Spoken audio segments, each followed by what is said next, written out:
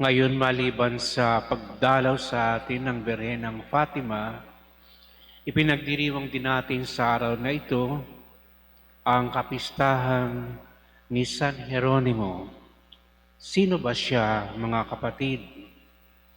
Si San Jeronimo ay isang pari at kung meron siyang kinahihiligan, ito'y walang iba kundi ang Biblia.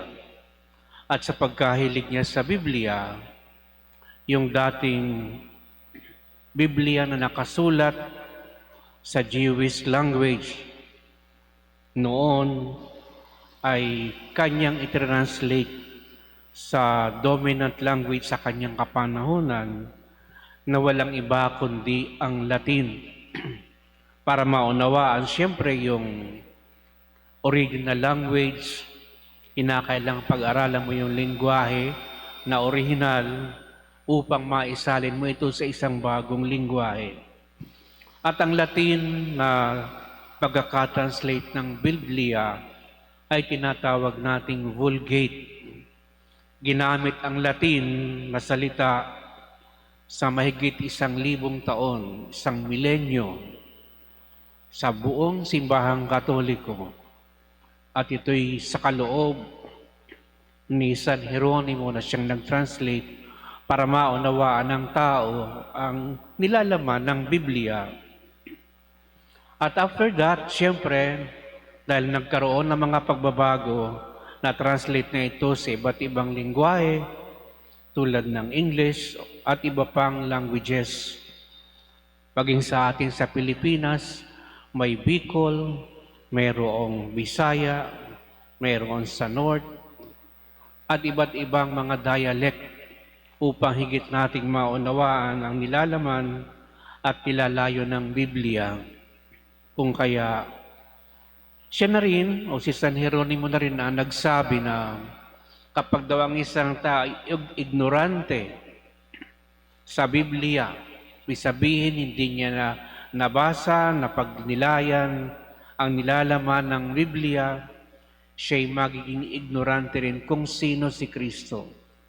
Ignorance of the Bible is ignorance of Christ.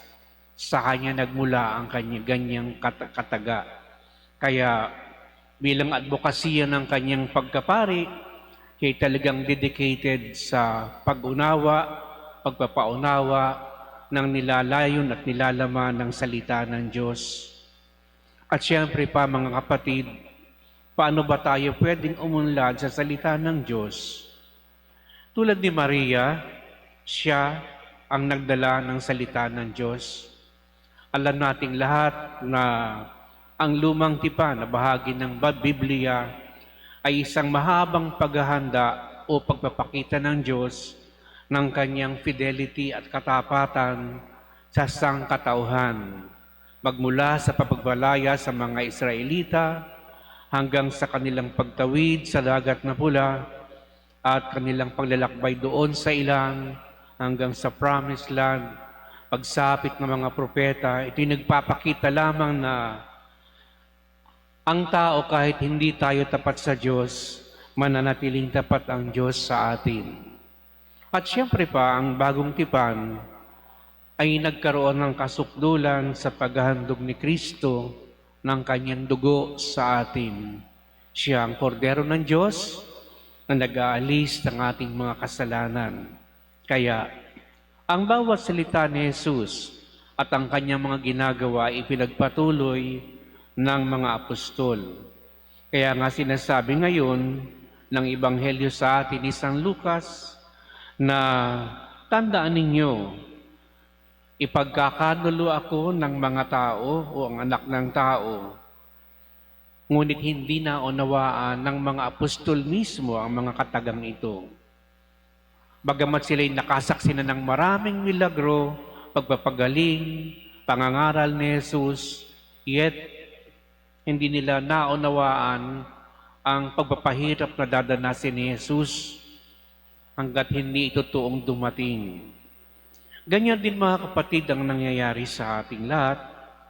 Marami tayong di naunawaan sa buhay, lalo na kapag krus ang dumarating sa ating buhay, ang hirap nitong unawain. Pero bawat pangyayari sa ating buhay, masama man o mabuti sa ating paningin, ito'y salita o wika ng Diyos. Meron siyang mensahe palaging malalim na nais iparating sa atin. Kapag narinig niyo ang salitang Abraham, maaalaala ninyo siguro na si Amang Abraham ay ama ng pananampalataya.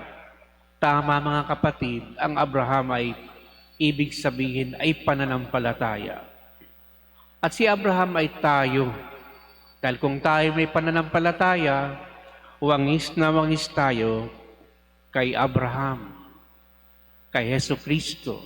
Dahil si Abraham, nakinig siya sa salita ng Diyos sa kabila ng napakarami niyang kabiguan sa buhay. Walang anak, walang lupa, matanda na, walang maglilibing sa kanya dahil sila'y mga palaboy lamang, walang tirahan. Pero dahil siya naniwala sa Diyos, binigyan siya ng anak, imposibleng mangyari.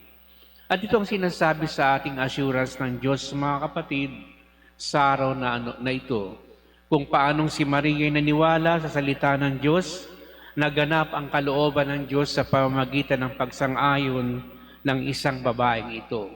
Na-fulfill ang kalooban ng Diyos sa tao. At itong ginagawa palagi ng Diyos sa atin. Ano man ang kanyang nais mangyari sa atin, palagi itong pinapadaan niya sa mga taong mayroong pananampalataya tulad ni Abraham. At tayo sa pagpuprosesyon natin, tayo ay nagpapahayag na tayo naniniwala sa unang babae na perpektong disipulo ni Kristo, ang Birheng Maria, sapagkat kung meron mga nag-fulfill ng salita ng Diyos at naging tapat sa kalooban ng Diyos, walang iba ito kundi ang ating ina, si Maria. Kaya mga kapatid, sa araw na ito tayo nagagalak sa pagdalaw ng imahe ng Fatima sa atin upang tayo ay impluwensyahan ng kanyang presensya sa ating parokya at tayo maging mga tapat na lingkod ng Diyos sa pamamagitan ng Inang Birhen na naglingkod ng tapat sa kanyang anak at ngayon ay sa ating lahat. Kaya sa pamamagitan ng simbahan, ng ating parokya, ng ating pamunuan dito, kasama ng ating kora paroko, ating tinatanggap at wine-welcome ng buong galak ang mahal na Birhen para sa maikling araw ng pagtigil niya dito at pag-alis niya, ihahatid rin natin siya sa pamamagitan ng ating mga panalangin sa isa't isa at sama. Kaya mga kapatid, magalak tayo at magpuri sa Diyos sa araw na ito sapagkat biyaya sa atin si San Jeronimo, biyaya ang pagdalaw ng Mariang Birhen at biyaya ang bawat isa sa atin na nakiisa sa araw na ito ng pagdiriwang.